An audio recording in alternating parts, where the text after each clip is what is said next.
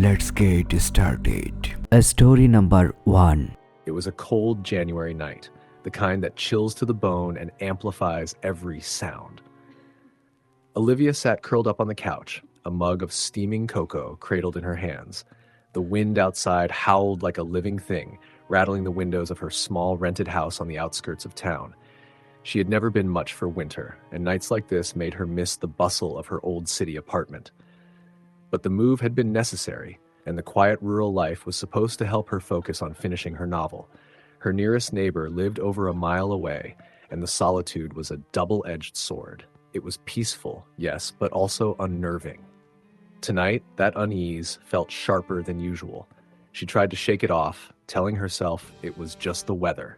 The clock on the wall ticked steadily, the only consistent sound in the otherwise silent house. Olivia had been alone for 3 days now. Her boyfriend, Caleb, had left for a business trip, and she was supposed to join him next week. Until then, it was just her, the empty house, and her thoughts. Around 9 p.m., she decided to take a break from writing and stretch her legs. She wandered into the kitchen, flipping on the light. The fluorescent bulb flickered for a moment before settling. She set her mug in the sink and glanced out the window above it. The yard stretched into a dense line of trees, like the kind of woods that seemed endless in the dark. Snow clung to the bare branches, glistening faintly in the moonlight. Something moved. Her heart skipped a beat as she squinted into the darkness. It was faint, just a shadow near the edge of the trees, but enough to send a ripple of unease down her spine. She stood there, gripping the edge of the sink, waiting for it to move again. Nothing. "You're imagining things," she muttered to herself, turning away from the window. As she headed back to the living room, the lights flickered. She stopped mid-step, staring up at the ceiling. The house was old. The wiring wasn't perfect. Still, it was unsettling. She reached for her phone to check the weather, wondering if the storm outside might cause a power outage. But her phone, sitting on the coffee table, was dead. She distinctly remembered charging it earlier. Grumbling, she grabbed the charger and plugged it in, deciding to let it rest for a bit. She wrapped herself in a blanket and turned the TV on. The background noise helped chase away the silence, but a strange tension lingered in the air. Every so often, she found herself glancing toward the dark hallway leading to the bedrooms. Around 10 p.m., the knocking started. It was faint at first, barely noticeable over the TV. Olivia froze, staring at the front door. The knocks came again, louder this time. 3 sharp raps, perfectly spaced. Her stomach tightened as she approached the door. She peered through the peephole but saw nothing. The porch light cast an empty glow on the snow-covered steps. The knocking came again, harder, more insistent. "Hello?" she called out, her voice trembling. No response. She grabbed the door handle but hesitated, a sudden sense of dread washing over her. Against her better judgment, she unlocked the door and cracked it open. The icy wind bit at her face, but no one was there. She stepped out, looking around. The snow on the porch was undisturbed. Whoever or whatever had knocked hadn't left any footprints. Slamming the door shut, she locked it and double-checked the windows. Her pulse raced as she tried to rationalize what had just happened. Maybe it was the wind rattling something loose, or maybe some kids were messing around. The TV abruptly cut out, plunging the room into silence. Olivia's breath hitched as she stared at the blank screen. The lights flickered again, and then the power went out entirely. She fumbled for her phone, but it was still dead. Cursing under her breath, she grabbed a flashlight from the kitchen drawer. The beam cut through the darkness, but it did little to calm her nerves. A creaking sound echoed from the hallway. She froze, shining the flashlight toward the source. The hallway stretched out like a gaping maw, the doors to the bedrooms closed. Her heart pounded as she slowly walked toward it, the floorboards groaning under her weight. "Hello?" she whispered, her voice barely audible. The creaking stopped. She reached the door to her bedroom and hesitated. Taking a deep breath, she opened it and shone the flashlight inside. The room was empty, just as she had left it. She moved on to the spare bedroom, finding it equally undisturbed. The last door was the bathroom. Her hand trembled as she reached for the doorknob. It felt cold, unnaturally so. She twisted it and pushed the door open. The flashlight beam swept across the small room. The shower curtain was drawn, obscuring the tub. Olivia's breath came in shallow gasps as she reached out, gripping the edge of the curtain. With a quick motion, she yanked it aside. The tub was empty. Relief washed over her, but it was short-lived. As she turned to leave the bathroom, she caught a glimpse of her reflection in the mirror. For a split second, she saw a figure standing behind her. It was tall and shadowy, with glowing eyes that bore into hers. She spun around, the flashlight beam darting across the room. But there was no one there.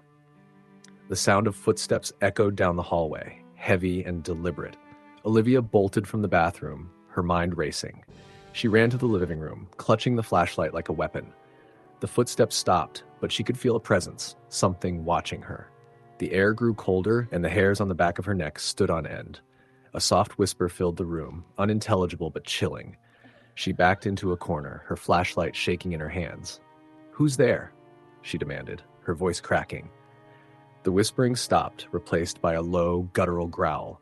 The temperature plummeted further, and her breath formed visible puffs in the air. A shadow moved in the corner of her vision, too fast to track. The growl grew louder, filling her ears, vibrating through her chest. And then silence. The oppressive weight in the air lifted, and the room felt empty once more. Olivia didn't sleep that night. She sat on the couch, clutching the flashlight and a kitchen knife, her eyes darting to every shadow. When the sun finally rose, she packed a bag and drove to Caleb's hotel, leaving the house behind. She never went back. Story, the end. Story number 2. It was a cold January evening, and the first snowstorm of the year had rolled in, blanketing the streets in an eerie silence. Claire sat curled up on the couch, her oversized sweater pulled tight around her as she sipped hot chocolate. She had the house to herself for the weekend, something she'd been looking forward to after a grueling holiday season. Her parents had left for a short trip to visit her grandparents, and Claire, a college sophomore on winter break, had insisted she'd be fine. The house was old, built in the late 1800s, and had its fair share of quirks, creaking floorboards, drafty windows, and the occasional thud from the attic that her father insisted was just settling wood. Despite her logical mind, Claire had always found the house unsettling when she was alone. It wasn't just the age, it was the feeling that it watched her. She shook the thought away and focused on the cheesy romantic comedy playing on the television. The wind howled outside, rattling the windows, but Claire tried to ignore it. As the movie ended, she glanced at her phone. It was just past midnight. She debated going to bed, but decided to watch one more movie, something light and funny to keep her spirits up. As she scrolled through the streaming app, a soft thud echoed from upstairs. Claire froze, her finger hovering over the remote. It wasn't unusual for the house to make noises, but this sounded different, deliberate. She stared at the ceiling, her heartbeat quickening. Another thud. This time it was louder, as if something heavy had fallen. She set the remote down and stood, the unease settling into her bones. Probably nothing, she muttered to herself, heading for the stairs. Each step groaned under her weight, the sound amplifying in the silence. She reached the second floor and peered down the hallway. The doors to the bedrooms and bathroom were closed, just as she had left them. The thud had come from her parents' room at the far end of the hall. "Hello?" she called out, her voice trembling. No response. She hesitated before walking to the door. Her hand trembled as she turned the knob and pushed it open. The room was empty. Everything was in its place. The neatly made bed, the dresser, the family photos on the wall. But something felt off. The air was colder here, sharp and biting. She stepped in, glancing around. The window was shut tight, and the curtains barely moved. As she turned to leave, her eye caught something on the floor, a faint smear of what looked like dirt leading to the closet. Her stomach tightened. She hadn't noticed it earlier. Claire crouched down, inspecting the trail. It was fresh, leading straight to the closet door. She stood and backed away, debating whether to open it. Her logical side screamed at her to just go back downstairs, but curiosity and an unsettling urge pushed her forward. Slowly, she reached for the closet door and pulled it open. The space was dark, filled with her parents' winter coats and boxes of old belongings.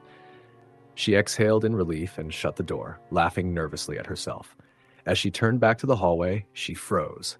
Her reflection in the mirror above the dresser wasn't her own. It was her face, but pale. with sunken eyes and a twisted, unnatural smile. Claire screamed and whipped around, but the room was empty. The mirror now only reflected her panicked expression. She stumbled out of the room, slamming the door behind her, and bolted down the stairs. Her chest heaved as she tried to catch her breath. "It's just your imagination," she whispered, though she wasn't sure she believed it. Back in the living room, Claire turned on every light and grabbed her phone. She texted her best friend Emily, but there was no response. It was late, and Emily was likely asleep. Claire considered calling her parents, but didn't want to worry them over what was probably nothing. She settled back on the couch, clutching a blanket tightly. Minutes turned to hours as she stared at the TV, not really watching. The storm outside had worsened, the wind wailing like a banshee. At some point, she drifted off to sleep. A loud bang jolted her awake. The clock on the wall read 3:15 a.m. Her heart raced as she scanned the room. The lights flickered, and for a moment the entire house plunged into darkness. When the lights returned, her breath caught in her throat. The figure of a man stood in the corner of the room, shrouded in shadows. His face was indistinct, as if blurred, and he stood unnaturally still. Claire couldn't move, couldn't scream. The figure raised an arm, pointing toward the stairs. "No," she whispered, shaking her head. "You're not real." The figure tilted its head, almost as if amused, before vanishing. Claire gasped, her body trembling violently. She grabbed her phone and dialed 911, but the call wouldn't go through. The screen displayed no service. The air grew colder and the lights flickered again. Claire's survival instincts kicked in. She grabbed a flashlight from the kitchen drawer and headed for the front door. As she turned the knob, it wouldn't budge. It was as if the door was bolted shut from the outside. Panic clawed at her as she turned toward the back door. Just as she stepped into the kitchen, the flashlight flickered and died.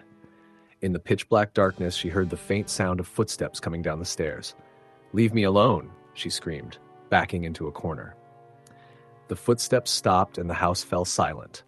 Then came a whisper, soft but unmistakable, directly in her ear. "Get out." The flashlight flickered back on, revealing the kitchen empty. Claire bolted to the back door, fumbling with the lock. It finally gave way, and she stumbled into the snow, running as fast as she could to the neighbor's house. When the police arrived an hour later, they found no sign of forced entry, no footprints in the snow, and no one inside the house.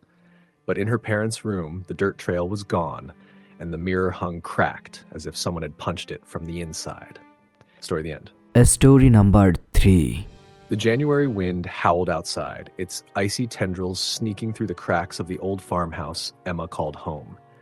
It was the first week of the new year, and the bitter chill that had settled over the small town of Ashwood seemed unrelenting. Emma sat on the worn-out couch in the living room, sipping on a cup of hot chocolate as the snow piled higher outside. Her parents had left that morning for a weekend getaway, leaving Emma alone in the house for the first time. She was 19 now, old enough to handle herself, but there was something unsettling about being alone in a house that had stood for over a century. Its creaks and groans were familiar, but tonight they felt amplified, as if the house itself was alive. By 8 p.m., the world outside had disappeared beneath a blanket of snow, and the only sound in the house was the ticking of the antique grandfather clock in the hallway. Emma pulled a blanket around her shoulders and flicked through the TV channels. She settled on an old sitcom, hoping the laughter and lightheartedness would ease the growing unease that had been gnawing at her since the sunset. The peace was short-lived. At first, it was just a faint thud. Emma froze, her hand hovering over her mug. She muted the TV and strained her ears, listening. Nothing. She let out a breath she hadn't realized she was holding and shook her head. Probably just the wind, or maybe snow sliding off the roof. But then it happened again, a deliberate rhythmic thud coming from upstairs. Emma's heart began to race. She stared at the ceiling, her mind racing through rational explanations. The house was old, prone to noises. Maybe it was the pipes or the wooden beams contracting in the cold. She tried to convince herself, but the sound didn't match any of those explanations. "Hello," she called out hesitantly, her voice shaky. The sound stopped. The silence that followed was deafening, as if the house was holding its breath. Emma set her mug down and stood, wrapping the blanket tighter around her. Her phone sat on the coffee table, and she grabbed it instinctively, scrolling to her parents' number. She hesitated. She didn't want to seem paranoid, and besides, they were hours away. Deciding to investigate, Emma grabbed a flashlight from the kitchen drawer. She climbed the creaking staircase, each step feeling heavier than the last. The upstairs hallway was dark, the shadows seeming to stretch and shift as her flashlight beam swept over them. "Hello?" she called again, her voice barely above a whisper. The air felt colder up here, almost unnaturally so. She shivered, unsure if it was from the temperature or fear. She checked her bedroom first. The bed was neatly made and nothing was out of place. She moved to the guest room next, her flashlight revealing nothing but old furniture and a few unopened boxes from their last move. Finally, she reached the door to the attic. It was closed, as it always was. The family rarely went up there. It was mostly used for storage. Emma stared at the door, her pulse pounding in her ears.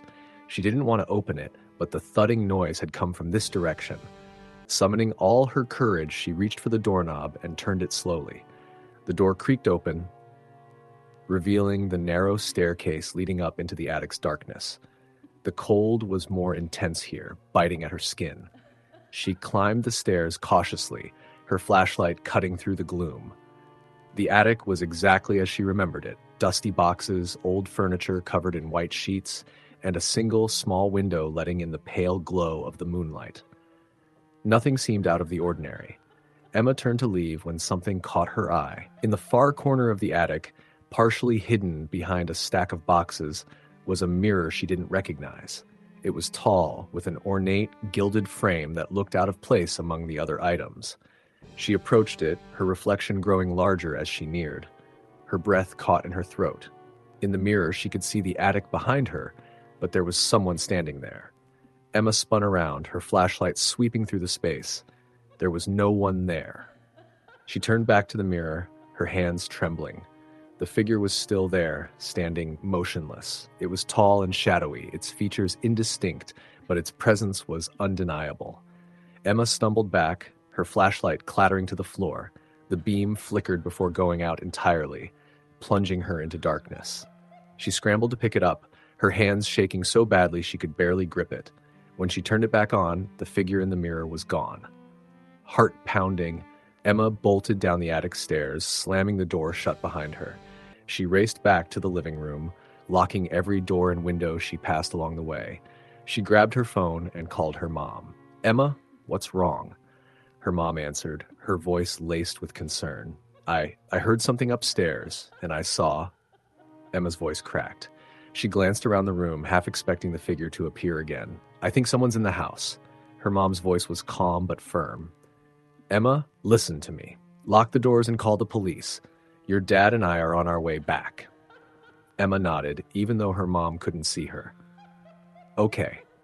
She hung up and dialed 911, her hands shaking so badly it took her 3 tries to press the right buttons. The dispatcher assured her that an officer would be there soon and told her to stay on the line. The minutes that followed felt like hours. Emma stayed in the living room, her back against the wall, clutching her flashlight like a weapon. Every creak of the house made her jump. Then the lights flickered. Emma's breath hitched. The TV turned on by itself, the screen filled with static. The volume began to rise, the white noise growing louder and louder until it was deafening. Emma covered her ears, shouting into the phone for the dispatcher to send help faster. The TV screen went black, room fell silent again. Emma lowered her hands, her body trembling. She looked toward the hallway and saw it. The shadowy figure from the mirror, standing at the foot of the stairs. She couldn't move, couldn't scream. The figure stood there, motionless, its head cocked as if studying her. Then, slowly, it began to move toward her. The front door burst open, and Emma screamed as 2 police officers rushed in, their flashlights cutting through the darkness. The figure vanished, dissolving into the shadows. The officers found no sign of an intruder. They checked the entire house, including the attic, but everything was as it should be. Emma's parents arrived shortly after, and her dad insisted on staying up with her for the rest of the night. Emma didn't sleep. She couldn't shake the memory of the figure or the way it had watched her. The police had chalked it up to her imagination, a side effect of being alone in an old house during a storm, But Emma knew better. The mirror in the attic was gone when she went back to check the next morning. Story, the end. Story number 4. It was the first Friday of January, and Emily had the house to herself. Her parents had left early that morning for a weekend conference in the city, and her older brother Jacob was away at college. She had the place all to herself, just her and the ever-present quiet of the large, aging house on the outskirts of town. It was a beautiful house, but one with an aura of neglect, with creaky floors and rooms that always felt a bit too cold, no matter how high the thermostat was set. Emily was used to it, though. She had lived in the house all her life. Even after all these years, she still felt a little uneasy when she was home alone. It wasn't because of any particular event. There were no strange noises or unexplained happenings. It was simply the house itself, its age, its creaks and groans. There was something unsettling about it, something she couldn't explain, something that lingered in the back of her mind whenever the house was still. But tonight, she had planned to watch some movies, eat comfort food, and enjoy the solitude. She had been looking forward to the peace, away from the busyness of school and the chaos of family life. She kicked off her boots at the door and set her things down in the hallway, hearing the familiar echo of her footsteps as she moved to the living room. The house was unusually quiet. The wind howled outside, rattling the windows, but inside, it was still. Emily wrapped herself in a blanket and curled up on the couch, flipping through a few channels before settling on a true crime documentary. The kind that was just scary enough to make her feel a little spooked, but not so terrifying that she'd have nightmares. By 8:30, the wind outside had picked up even more, and the snowstorm was worsening. Emily could hear the trees outside scraping against the windows, their branches swaying violently. The house seemed to shudder with each gust of wind, and though she had lived through storms like this before, tonight felt different. Then she heard it, a loud thud, followed by a scraping sound. It came from upstairs. Emily froze, her pulse quickening.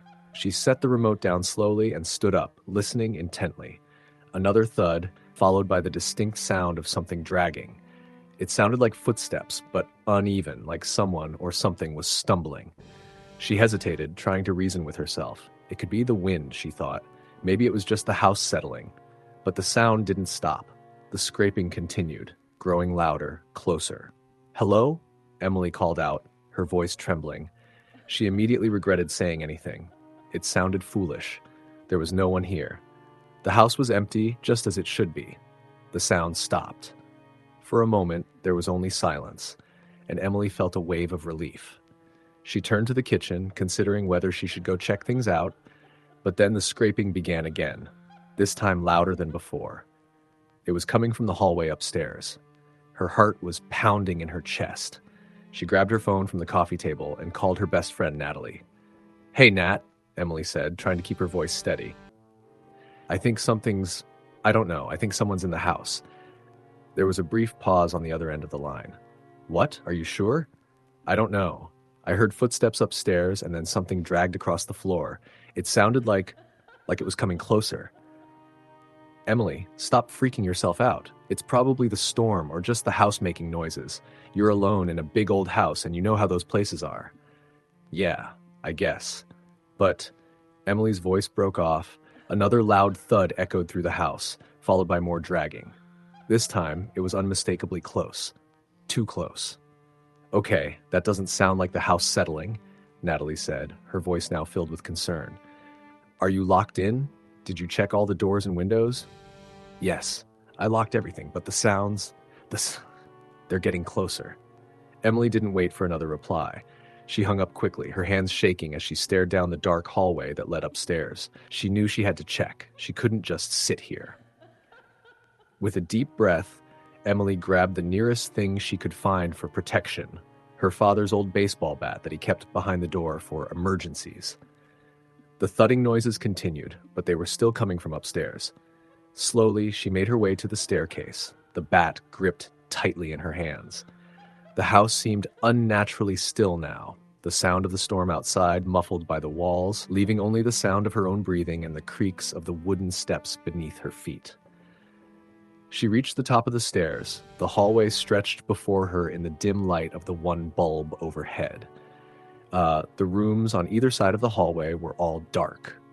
She stepped forward, her heart pounding in her chest. Another thud came from the end of the hallway, from the guest bedroom at the far end. Emily stopped in her tracks. The door was slightly ajar, a thin sliver of darkness visible between the door frame. She could feel the cold air seeping from the room, and she took a tentative step forward. Her mind raced, trying to come up with a logical explanation, but all she could hear was the steady pounding of her own heart. "Hello?" she called again, her voice trembling. She stepped closer to the door, peering inside with her flashlight. The room was empty, just as it should be. The bed was neatly made, and the curtains fluttered slightly in the breeze coming through the open window. Emily's breath caught in her throat as she scanned the room once more. There was nothing unusual about it. Nothing, except for the figure standing in the corner.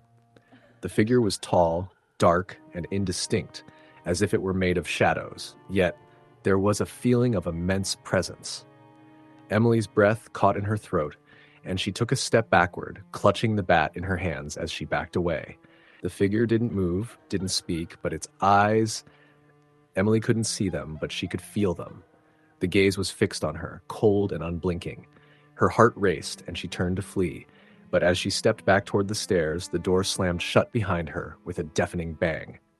Terrified, Emily bolted down the hallway toward the stairs, but something blocked her way.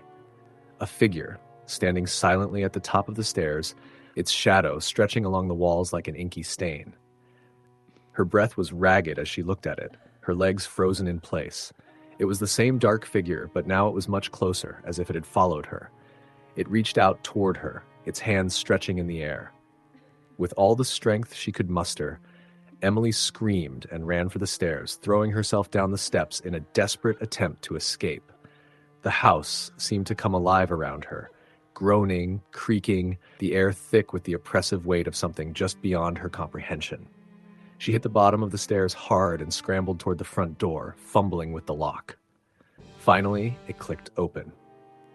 She threw the door wide and ran into the cold night, not stopping until she reached her neighbor's house. When the police arrived, there was no sign of forced entry. They checked every room, every corner, and even the attic, but found nothing unusual. The house was silent again. The only evidence of what had happened was Emily's shaken state. The figure never appeared again. Emily never stayed in that house alone again. Her parents, concerned for her well-being, eventually sold the house, and she moved into a small apartment nearby. The house remained empty for months before another family bought it. She never heard what happened to them, but late at night, she sometimes still hears the thuds and dragging sounds, the sound of footsteps that echo from the dark corners of a house long forgotten.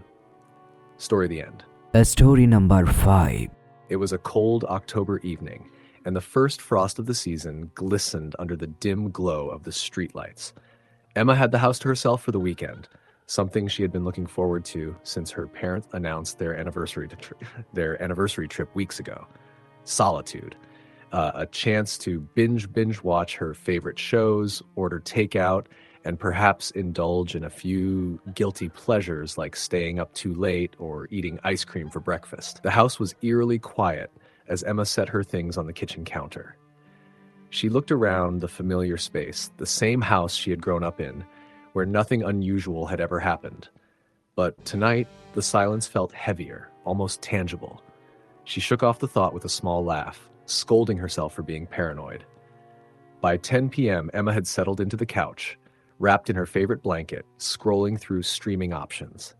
The sound of the heating system kicking on made her jump slightly, but she quickly realized what it was. "Get it together," she muttered to herself. She chose a horror movie. It seemed fitting for the season and her mood. The movie was halfway through when Emma noticed something strange. She had left the kitchen light on, but now it flickered faintly. She tilted her head, frowning. Old bulbs, she thought, making a mental note to remind her dad to change it. Then, as quickly as it had started, the flickering stopped. She shrugged and turned her attention back to the screen. Minutes later, a faint tapping sound caught her attention. It came from the back door leading to the garden. She froze. the hair on her arms standing on end. "Probably the wind," she whispered, trying to convince herself. She muted the TV and listened. The tapping stopped. Reassured, she turned the sound back on. The tapping returned, louder this time. Emma's chest tightened. She stood slowly, her bare feet padding across the living room carpet as she approached the back door. Through the sheer curtains, she could see the faint outline of the garden, dimly illuminated by the moonlight. There was no one there. She reached for the doorknob, but stopped herself. "Don't be stupid," she muttered, stepping back. Grabbing her phone, Emma decided to check the security camera her dad had installed in the backyard. She opened the app and stared at the feed. The garden was empty. She sighed in relief, but couldn't shake the uneasy feeling curling in her stomach. As she settled back on the couch, the house creaked loudly, the kind of sound wood makes when it expands or contracts. She reminded herself it was an old house. Still, her nerves were on edge. Then came another sound. Footsteps. Faint but distinct, coming from upstairs. Emma's heart raced. She grabbed her phone, debating whether to call someone. She knew she had locked the doors. She had triple-checked them. Maybe it's just the pipes, she told herself, though she didn't fully believe it. Summoning courage, she decided to investigate. She grabbed a flashlight from the kitchen drawer and cautiously climbed the stairs. Each creak of the wooden steps made her wince. The hallway was dark, but she could make out the outlines of the bedroom doors. All were closed, just as she had left them. She stopped at the top of the stairs, scanning the hall. Her parents' bedroom door creaked open slightly. Emma froze. She hadn't opened it. She hadn't even gone in there. "Hello?" she called out, her voice trembling. The only response was silence, thick and suffocating. Slowly, she approached the door, her flashlight beam cutting through the darkness. She pushed the door open wider, her hands shaking. The room was empty. She turned to leave when something caught her eye. The closet door was ajar. She stared at it, her pulse pounding in her ears. The closet was always kept shut. Always. "Hello?" she said again, her voice barely a whisper. She stepped closer, each movement feeling like an eternity. With one swift motion, she flung the closet door open and shone her flashlight inside. It was empty. Just clothes and old boxes. She let out a shaky laugh, relief flooding her. "I'm losing it," she said aloud. As she turned to leave, the closet door slammed shut behind her with a deafening bang. Emma screamed, stumbling backward and dropping the flashlight. Darkness enveloped the room. She scrambled to pick it up, her hands trembling. When she turned it on, the beam illuminated the closet door, now tightly shut. Her breath came in shallow gasps. She bolted down the stairs, her mind racing. Once in the living room, she grabbed her phone and called her best friend, Lily. "Lily, can you come over? Something's not right," Emma stammered. "Emma, what's wrong?" Lily asked, concern evident in her voice. "I don't know. Just please come over," Emma pleaded. "Okay, I'll be there in 10 minutes. Lock the doors," Lily said. Emma hung up and locked the front door, double-checking the deadbolt. She paced the living room, trying to calm herself. The house was silent again, but the silence was oppressive, almost mocking. Suddenly, the TV turned off. Emma froze. Then, the lights flickered before plunging the room into darkness. She fumbled for her flashlight, her fingers shaking. The beam cut through the dark, revealing the living room. Everything was as it should be, except for the figure standing in the corner. Emma's scream caught in her throat. The figure was shadowy, featureless, yet undeniably human-shaped. It didn't move, but its presence was suffocating. She backed away, her flashlight trembling in her hand. The figure dissolved into the shadows, as if it had never been there. Emma stood frozen, her mind struggling to process what she had just seen. A knock at the door made her jump. "Lily," she cried, running to the door. She peered through the peephole. It was Lily, looking concerned. Emma flung the door open and pulled Lily inside. "You're here," she exclaimed, relief washing over her. "What's going on?" Lily asked, looking around. Emma tried to explain, but her words came out jumbled. There was something upstairs, and then the closet door slammed, and then... "Whoa, slow down," Lily said, gripping Emma's shoulders. "Let's check it out together." Reluctantly, Emma agreed. The two girls climbed the stairs, Emma clutching the flashlight while Lily held a baseball bat she had grabbed from the hall closet. They searched the house room by room. Nothing seemed out of place. "Are you sure you're not just spooked from being alone?" Lily asked gently. I swear I saw something, Emma insisted, her voice trembling. Lily nodded, though she didn't look convinced. Let's go back downstairs. As they turned to leave, a loud bang echoed from the attic. Both girls froze. Did you hear that? Emma whispered. Yeah, Lily said, her voice barely audible. They stared at the attic hatch in the ceiling. You have an attic? Lily asked. Yeah, but we never go up there, Emma replied. The banging grew louder, more insistent. Lily took a deep breath. Brutal's just, we have to check. You're insane, Emma hissed. We have to, Lily insisted. She grabbed the pull cord and yanked. The ladder unfolded with a groan. Emma's hands shook as she held the flashlight. Lily climbed the ladder slowly, her knuckles white as she gripped the baseball bat. She poked her head into the attic, then quickly scrambled back down. What did you see? Emma asked, panicked. Lily didn't answer. Her face was pale, her eyes wide. We need to leave. Now! What is it? Emma demanded. Before Lily could answer, the ladder slammed shut on its own. A guttural, inhuman growl reverberated through the house. The lights flickered violently, and a cold wind swept down the stairs, extinguishing the flashlight. Emma and Lily screamed, bolting down the stairs and out the front door. They didn't stop running until they reached Lily's car parked at the curb. As they sat in the car, catching their breath, Emma glanced back at the house. In one of the upstairs windows, she saw it, a shadowy figure staring back at her. Story the end. Story number 6. It was January, and the first snow of the year had already blanketed the town, transforming it into a frozen, isolated world. Emily stood in the doorway of her childhood home, staring out at the snowstorm that swirled in the distance. Her parents had gone out of town for a few days to visit family, and she was home alone for the first time in years.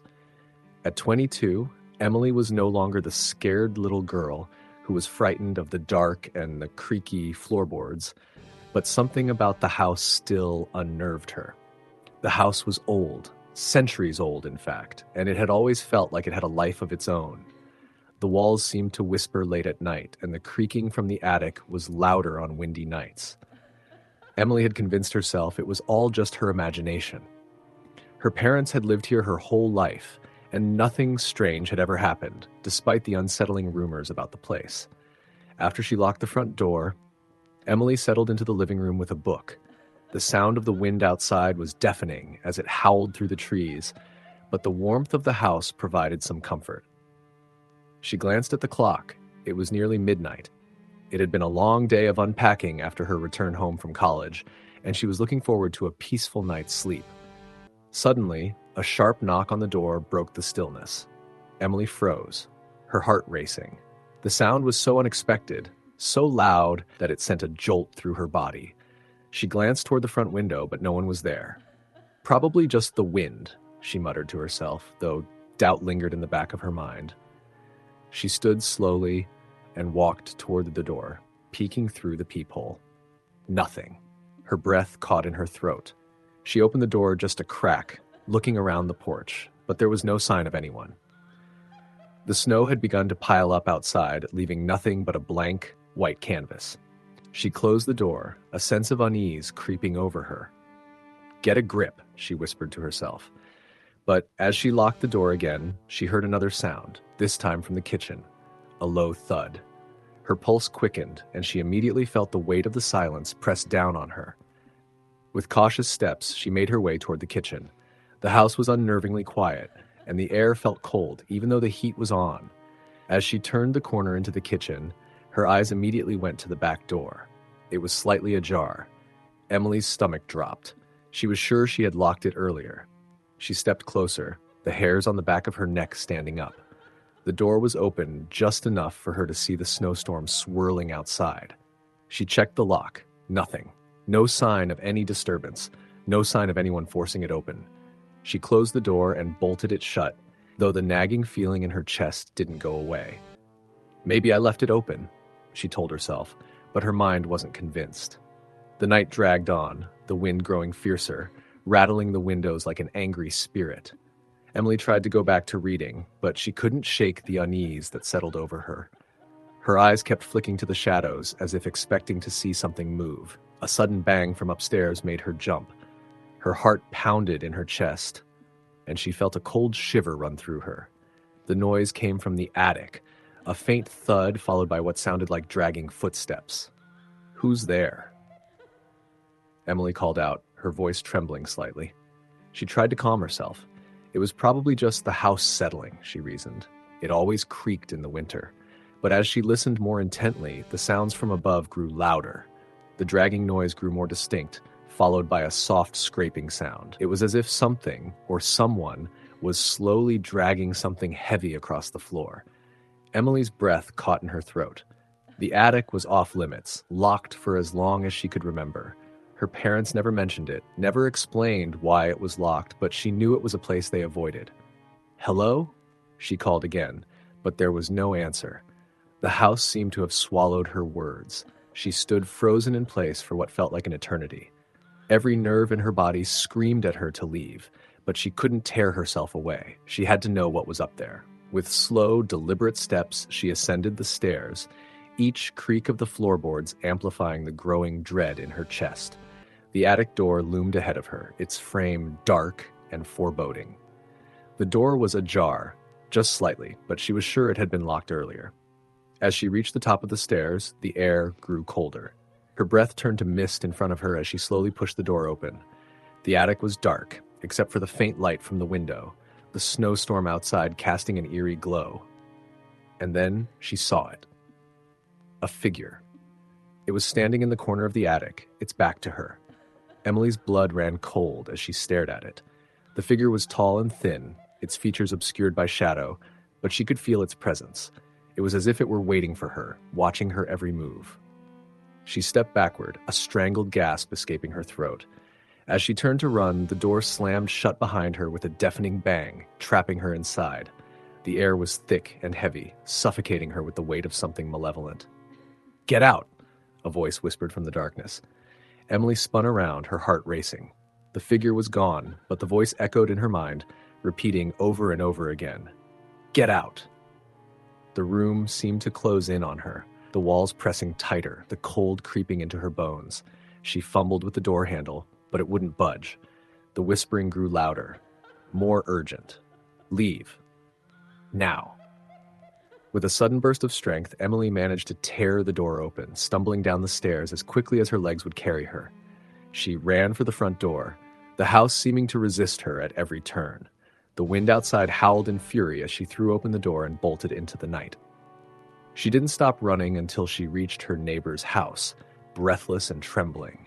Her neighbor opened the door, his expression confused and concerned, but all Emily could do was stare back at the house in the distance, knowing the thing that had haunted her family for generations was still waiting inside. Story the end. Story number 7. The wind howled outside, rattling the windows of the small farmhouse as the snowstorm grew more intense. The road was barely visible through the falling snow, and the cold seemed to creep into every corner of the house. Inside, the house was dark except for the faint glow of the fire in the living room hearth. It was the second week of January, and Claire was home alone.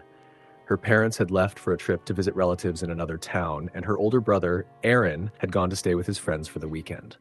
The house was hers, alone, in the dead of winter. It was the first time she'd been alone for an extended period. At first, Claire had been excited, looking forward to the peace and quiet, the chance to relax and get some work done. She'd settled into the couch with a blanket, tea in hand, planning to read or maybe watch a movie. But as the hours passed and the storm outside intensified, a sense of unease began to creep in. The farmhouse was old, very old, and it had its quirks. The floors creaked underfoot, the pipes groaned and hummed in the walls, and the wind often rattled the windows in the most unsettling ways. At night, the house seemed to come alive with strange noises, but Claire was used to it. She'd grown up in the house, and there was nothing particularly out of the ordinary, just the usual creaks and moans of an old building. But tonight, something felt different. It started when she heard the faint sound of footsteps from upstairs. At first, she thought it was the wind, or maybe the house settling, but then the footsteps came again, slow, deliberate, like someone was walking across the floor above her. Claire froze, her hands still wrapped around her mug of tea. She listened intently, straining to hear. The house was completely still otherwise, the kind of stillness that settled heavily in your chest. The wind had died down for a moment, so leaving an eerie quiet that made every sound stand out. The footsteps were louder now, closer. They were unmistakable. Someone was upstairs. Her heart began to race. She was alone in the house. She had double-checked the doors before settling in. No one could be up there. "Hello?" she called out, her voice tight with apprehension. Her words seemed to hang in the air, swallowed by the oppressive quiet. Nothing. She stood up slowly, setting the tea mug down on the table with a soft clink. The footsteps had stopped. Claire strained her ears, listening for any sound, but there was nothing now but the wind outside. Maybe it had been nothing, just the house settling. Still, a sense of dread settled over her, and she found herself walking toward the stairs, against every instinct in her body telling her to stay put. She grabbed the flashlight from the drawer in the kitchen and made her way cautiously up the stairs. The old wooden steps creaked under her weight, each one sending a shiver of unease down her spine. As she reached the top of the stairs, she turned left toward the guest bedroom, where the sound had seemed to come from. Nothing. She pushed the door open slowly, shining the flashlight into the room. The bed was empty, the curtains fluttering gently in the breeze coming from the cracked window. She stepped inside, scanning the room with the light. There was no one there. Her breath was shallow, her heartbeat loud in her ears. The room felt colder than the rest of the house. She stepped forward, feeling a chill run down her back. She was about to turn and leave when the door slammed shut behind her with a violent bang. Claire yelped in surprise, whirling around to face the door. Her hands shook as she tried to turn the handle, but it was locked. Her heart began to pound harder. The lock had never been faulty before, and there was no reason for it to jam now. "Hello?" she called out again, her voice high with panic. She pounded on the door, but the sound was swallowed by the thick walls of the house. She shook the handle again, but it wouldn't budge. The cold in the room seemed to deepen. Claire could see her breath now, forming a thin mist in the air. She stepped back, her mind racing. There was no way she was imagining this. Something was wrong. Something was very wrong. Then she heard it. A soft whisper coming from somewhere in the room. It was almost too quiet to hear. A faint hiss of sound, like someone was speaking just below her hearing. Claire's blood ran cold. She stood frozen, her hands still gripping the door handle. She wanted to scream, but her voice wouldn't come. The whisper grew louder, clearer, and she could hear the words now. "Get out." Her breath caught in her throat. The voice was low, guttural, not like anyone she knew. She backed away from the door, her eyes scanning the room. There was nowhere to go. The window was too small to crawl through. The walls were solid, the door locked. There was only the cold and the darkness. Another whisper, this time closer. "Get out." Claire didn't hesitate. She ran for the window, grabbing at the curtains and yanking them open. She shoved the window with all her strength, but it didn't budge. It had always stuck a little, but never like this. Her mind raced, but there was no time. The whispering grew louder, more insistent. "Get out. Get out now." In a frenzy, Claire grabbed the lamp from the nightstand and threw it at the window. The glass shattered, raining down around her as she scrambled to climb through. Her heart hammered in her chest, and she didn't stop to think about what she was doing. She crawled through the broken window, cutting her hands on the shards as she pushed her way out. She fell to the ground outside, her hands trembling as she scrambled to her feet. The wind had picked up again, but the snowstorm was still nothing compared to the terror she felt inside. She didn't look back. She just ran. She made her way down the path leading to the neighbor's house, her body shaking with adrenaline. The house behind her was dark, the windows vacant. The wind howled through the trees, but Claire's mind was elsewhere. She knocked frantically on the neighbor's door, and it was answered almost immediately. "Claire, what's wrong?" Mrs. Thompson asked, her voice filled with concern. "There's something in the house," Claire gasped, her breath coming in ragged sobs. Something is wrong." Mrs. Thompson led her inside and made her sit down by the fire. The woman called her husband, and together they tried to calm Claire down, offering her tea and blankets. But even as they spoke, Claire's mind kept returning to the house, to the whispers, the door slamming, the feeling of being trapped. The police arrived later, but by then, the house was quiet. They searched every room, but they found nothing out of place. No signs of a break-in, no hidden intruder. Just the usual creaks and groans of an old house. Claire didn't go back to the farmhouse that night. She stayed with the Thompsons, unable to shake the feeling that something was watching her, waiting for her to return. When her parents came home a few days later, Claire refused to go back. She told them everything. The footsteps, the whispers, the feeling of being trapped. But they didn't believe her. They chalked it up to stress, to her imagination running wild. But Claire knew what she had heard. She knew what she had felt. There was something in that house, something that didn't want her there, and she would never go back. Story the end. Story number 8. The wind was howling fiercely outside, rattling the windows and causing the old wooden house to creak and groan. It was the kind of storm that made everything feel heavy, almost oppressive, as if the very air itself was charged with something dark. Janice sat on the couch, wrapped in a thick blanket, trying to distract herself with a book. Her parents had left for a weekend away, and she was supposed to be enjoying the peace and quiet of having the house to herself. But something about this night felt different. The house had always had its quirks, the way the floorboards would creak when no one was around, the strange drafts that would appear out of nowhere. But Janice had never thought much of it. She'd grown up in this house, after all. It was her home. But tonight, as the snow piled up outside and the wind howled louder, Janice couldn't shake the feeling that something wasn't quite right. She glanced at the clock. It was just after midnight. The house was silent, save for the occasional sound of wind against the walls. Janice had been alone for hours now, but she still couldn't shake the eerie feeling that had settled over her. She stood up, deciding to make herself some tea, hoping that the warm drink would help her relax. As she made her way into the kitchen, she heard it. Footsteps, faint but unmistakable, coming from upstairs. Janice froze, the kettle still in her hand, the steam rising from the spout. Her heart began to race, and she strained her ears, listening closely. The footsteps were slow and deliberate, as if someone was walking carefully, trying not to be heard. "Mom?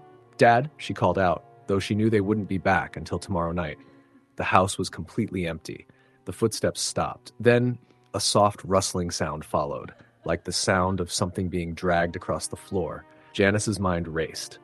It had to be the wind, or maybe the house settling. But she knew it wasn't. The house had settled 1,000 times before, and it had never sounded like this. It was as though something, or someone, was moving around upstairs. Her stomach churned, and her hands began to tremble as she set the kettle down. She thought about calling her parents, but what would she say? That she was scared of a few strange noises? She wouldn't hear the end of it. But as she stood there, staring up at the ceiling, she knew she couldn't ignore it. She grabbed her phone and texted her friend, Mia. "Hey, can you call me? I'm feeling weird about being alone here." The seconds stretched into minutes, and just as Janice was about to put the phone down, it buzzed. She jumped, her heart leaping into her throat. It was Mia. "Hey, what's up?" Mia's voice came through the phone, sounding like a lifeline. "I'm freaking out," Janice whispered, glancing around the dark kitchen. "I keep hearing things upstairs. I don't know if it's the house settling or I don't know." "Are you sure you're just overthinking it? It's storming pretty hard, right?" "I know," Janice said, her voice tight. "But this is different." The footsteps were like deliberate. It sounded like someone was walking around, and then there was rustling, like something was being moved. Mia's voice was comforting, but skeptical. "You know it's an old house, right? Things creak and groan all the time. It's probably nothing." "I don't know," Janice replied, her voice shaking. "It doesn't feel like nothing. I feel like there's someone in the house." Mia fell silent for a moment. "Okay, listen, maybe just call the cops if it's really freaking you out. It's better to be safe." Janice didn't want to sound dramatic, but the fear in her chest was growing. "I don't know if it's that serious. It's probably nothing. I just don't like this." "Okay," Mia said gently. "Just stay on the phone with me until you feel better. And don't go upstairs or anything. It's probably just your mind playing tricks."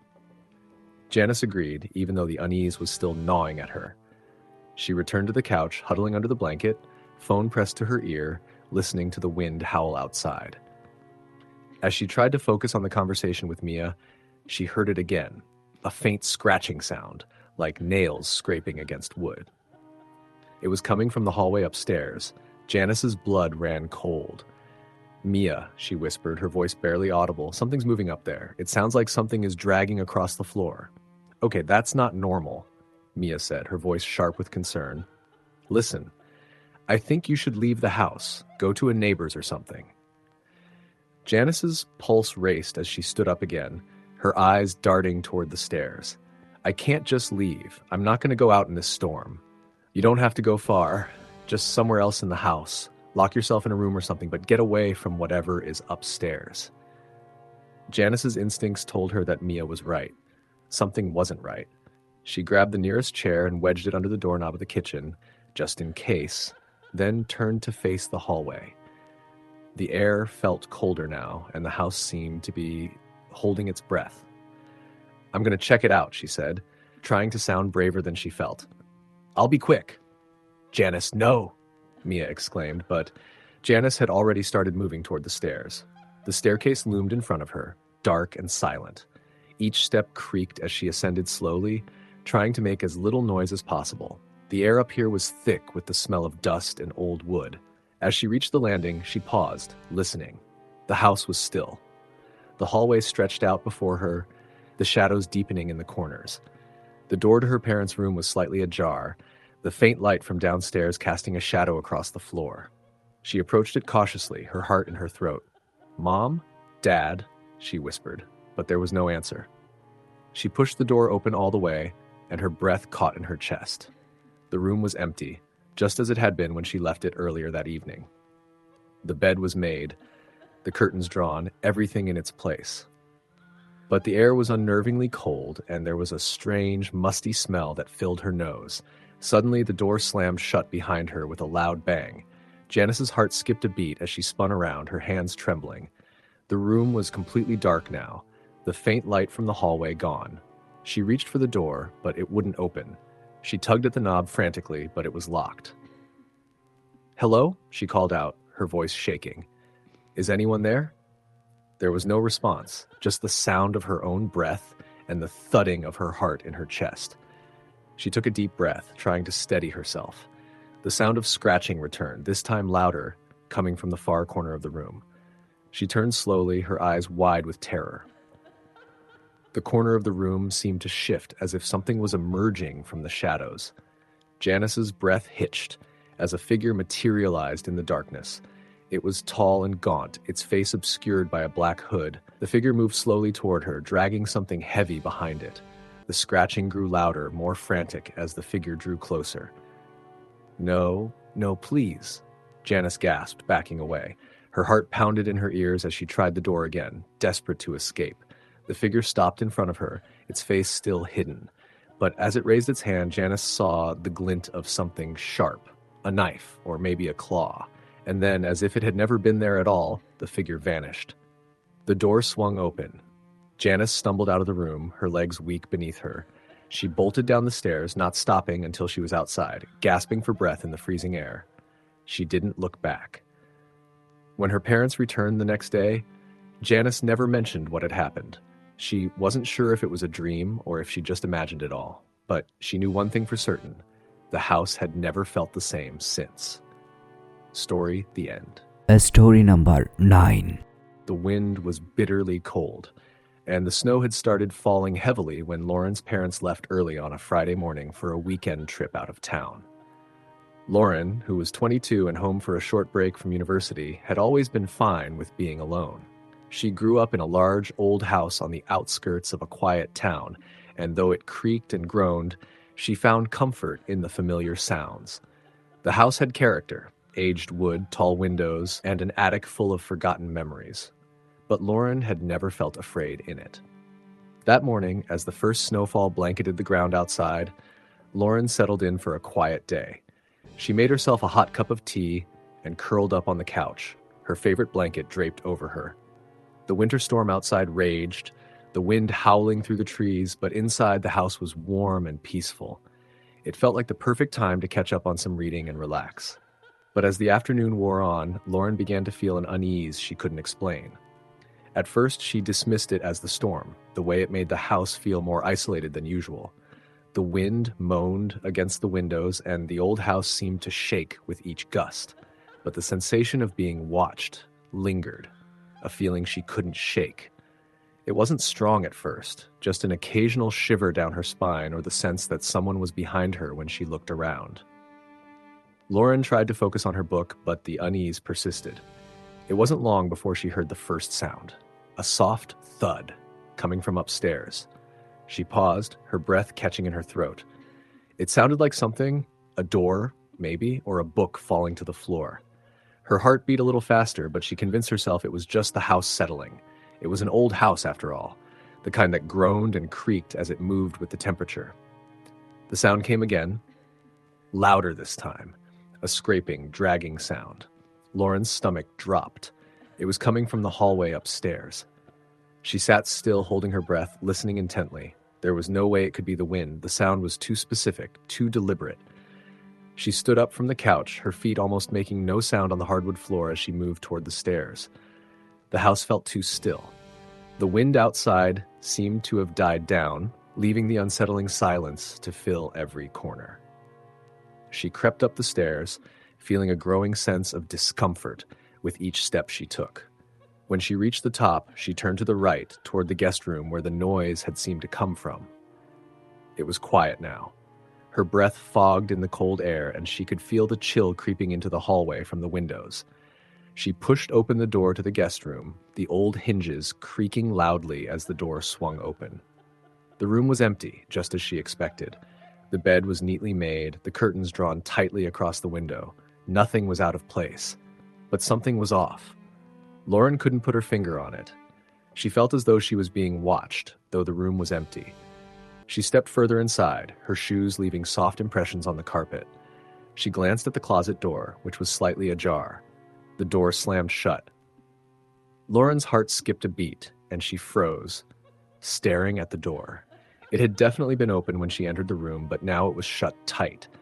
She hadn't seen anyone, hadn't heard a thing. It was like the house itself had moved. For a moment, she stood there, her mind racing. She was alone. Her parents were hours away, and the only other person who lived in the house, her younger brother, who had moved out a year ago, wasn't anywhere near. She was alone, and yet the door to the closet creaked open again, just a little. Lauren's legs felt weak, but she forced herself to step forward. She reached out with trembling hands, gripped the doorknob, and pulled it open. The closet was empty, except for a few old coats and boxes filled with forgotten things. Nothing unusual, except for the feeling, the presence. It felt colder now, and not just from the draft. Something was there with her. She backed away slowly, trying to keep her breathing steady. She wasn't sure what to do. The house wasn't new to her, but this feeling was foreign. The unease from earlier had escalated into something much darker, something she couldn't ignore. Another thud, this time from the far side of the house, near the stairs. She spun around, her pulse racing. It was louder than before, like a door slamming shut. "No, this is just your mind playing tricks," she muttered under her breath. "It's just the house settling. There's nothing here. Nothing." Her own voice did little to calm her nerves. She turned toward the stairs and started to make her way back down. That's when she saw it, out of the corner of her eye, at the far end of the hallway. A shadow. It was fleeting, just a flicker, but it was enough to make her freeze. Her head snapped to the side, but there was no one there. Lauren's breath caught in her throat. There was no way. The house was empty. She was alone. Her mind raced. Her hand found the railing as she descended the stairs, feeling dizzy with fear. Her thoughts were spinning, and she couldn't focus. The feeling of being watched grew stronger, but she couldn't tell where it was coming from. The house felt like it was closing in on her. When she reached the bottom of the stairs, she hesitated. The living room felt unnaturally dark now, even though the fire was still burning. Her gaze swept over the room, and that's when she saw it. Something on the coffee table. A picture frame. It was turned sideways, facing the wall. Her pulse quickened. It wasn't like that when she left the room. She stepped closer, her breath catching in her throat as she turned the frame around. It was a picture of her and her parents from a vacation they had taken years ago, a happy memory. But what struck her was that the picture had been scratched. In the top corner, Deep gouges marred the glass, as if someone had dragged a sharp object across it. Her hands shook as she placed the frame back on the table, like unable to explain what she was feeling. She turned quickly and left the room, trying to regain control over her racing thoughts. She needed to call her parents. They would know what to do. Maybe it was just stress or exhaustion playing tricks on her. Maybe the house really was just creaking from the cold. But just as she reached for her phone on the kitchen counter, the lights flickered. Then they went out. Complete darkness. Lauren stood frozen and her hands still hovering over her phone. Her breath quickened, panic rising in her chest. The house was utterly silent now. No wind, no creaking, no distant sounds, just the oppressive silence of the storm outside. The phone rang. Lauren nearly jumped out of her skin. She fumbled for it, nearly dropping it in her haste to answer. "Hello? Lauren?" It was her mom's voice, sounding strange, distant. "Are you okay? We just got a weird call from the neighbor down the street. They said they saw someone near the house." Lauren's heart sank. "What? No, no one's here. I'm alone." Her mother's voice was quiet, almost apologetic. "Are you sure?" Lauren felt the hairs on the back of her neck stand up. She glanced nervously around the dark house. "Yes, I'm sure." "Okay," her mom said, though she didn't sound convinced. "Just be careful. The storm is getting worse. Don't go outside." Lauren nodded, her mind spinning. There was no one else in the house, no one but her. But the feeling of being watched, the noises, the strange things happening, they couldn't be explained. When she finally hung up, the silence seemed even deeper. The house felt more alive, more oppressive. She tried to calm herself, but it was hard to ignore the prickling sensation on the back of her neck. She was certain she wasn't alone anymore. That night, Lauren slept fitfully, hearing noises at every creak and groan of the house. In the morning, the snow had stopped falling, but the house still felt cold, colder than usual. The phone lines were down due to the storm, and it wasn't until her parents returned later that day that they found no signs of anyone breaking in. The house was as it had been, but Lauren knew. She knew something had been there with her, something that wasn't gone. She couldn't explain it, but she would never be alone in that house again. Story the end. Story number 10. It was a cold January evening when Kelly found herself alone in the house. The wind was howling outside, rattling the windows, and the trees outside swayed in the gusts of the storm that had come rolling in hours earlier. She had spent the day cleaning and tidying up after the holiday chaos. Her parents had gone out for the weekend to visit family, and Kelly had decided to stay home, relishing the quiet. It had been a long time since she'd been alone in the house, and she was looking forward to some peace and solitude after the noise and stress of the holidays. The house was old, built long before she was born, and there had always been something about it that made her uneasy. Maybe it was the creaks of the floorboards, or the way the old house seemed to sigh and groan in the wind. Or maybe it was the stories her mother used to tell her when she was younger. The stories about the house being built on land that once belonged to an old family, the family that had mysteriously disappeared without a trace. Kelly never really thought much of it. She was an adult now, and those were just stories. She had curled up on the couch with a book, the warmth of the fire crackling softly in the background, when she heard the sound. It was faint at first, but unmistakable, a soft tapping, almost like the sound of fingers drumming against the window pane. Kelly froze, listening intently. The house was quiet, too quiet. The wind howled outside, but it was different from the tapping sound.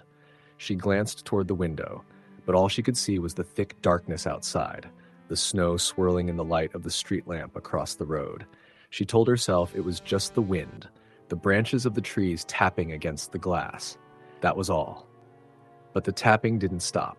It continued, steady and rhythmic, almost like it was coming from inside the house. Her heart rate quickened, and she set her book down, straining to hear through the storm. The tapping was faint but insistent, now moving toward the back of the house. Kelly stood up, her mind racing. She didn't want to sound paranoid, but the sensation of being watched crept over her. She moved cautiously toward the kitchen, her feet barely making a sound on the old hardwood floors. She checked the back door, which was locked, and then the window by the sink, which was also shut tight. Nothing. She walked back through the hallway, glancing toward the staircase. The house seemed even quieter now. She stood still for a moment, listening. The tapping had stopped.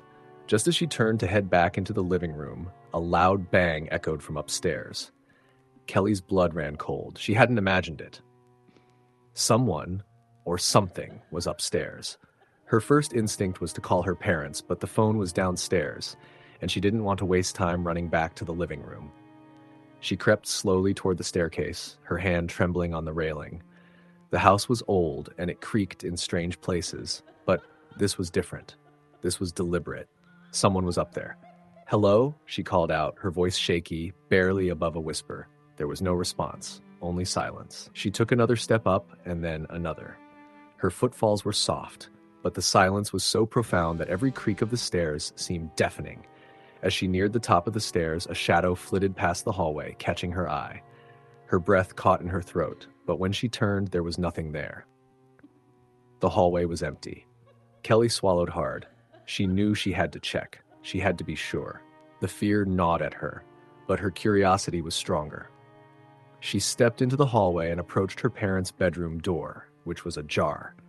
The room was dark, the only light coming from the faint glow of the street lamp outside. The door creaked as she pushed it open, and her eyes scanned the room. The bed was made, the dresser in place, and nothing seemed out of the ordinary. But there was a strange chill in the air, one that didn't belong. Kelly stepped inside, glancing around as her breath became visible in the cold air. The window was closed, the curtains drawn. Everything was as it should be. Suddenly, the light bulb above her flickered, and Kelly froze. She watched in horror as the light sputtered out entirely, plunging the room into darkness. Her heart pounded in her chest, her breath coming in quick, shallow bursts. She fumbled for her phone in her pocket, desperate for the safety of its light. As she unlocked the phone, she heard the sound of footsteps, slow and deliberate, coming from behind her. Kelly spun around, her phone light shining into the dark room, but there was nothing there. The footsteps stopped. A cold wave of dread washed over her, and she felt an overwhelming urge to leave, to run. She backed toward the door, but just before she turned to leave, something caught her eye. A figure, pale and translucent, stood in the corner of the room, barely visible in the faint light of her phone. It was tall, its features hidden in shadow, but Kelly could see the outline of a face, twisted and gaunt, staring back at her. The figure's eyes were wide, black, and unblinking. Kelly's breath caught in her throat, her pulse pounding in her ears. Before she could react, the figure vanished as if it had never been there at all. Kelly stumbled backward, nearly tripping over the rug on the floor. Her hands scrambled for the door handle, and she yanked it open, running down the stairs as fast as she could. She didn't look back. She couldn't. The house felt suffocating now, as if it were closing in on her. She burst into the living room, her hands trembling as she grabbed her coat from the couch. She needed to get out. She needed to leave. But just as she was about to reach for the door, a voice, low and raspy, whispered from behind her. "Don't go." Kelly's blood turned to ice. She whirled around, but the room was empty. No one was there. The air was thick with the oppressive silence of the house. "Get out," the voice hissed again, louder this time. The words seemed to reverberate through her skull, the sound filling her ears.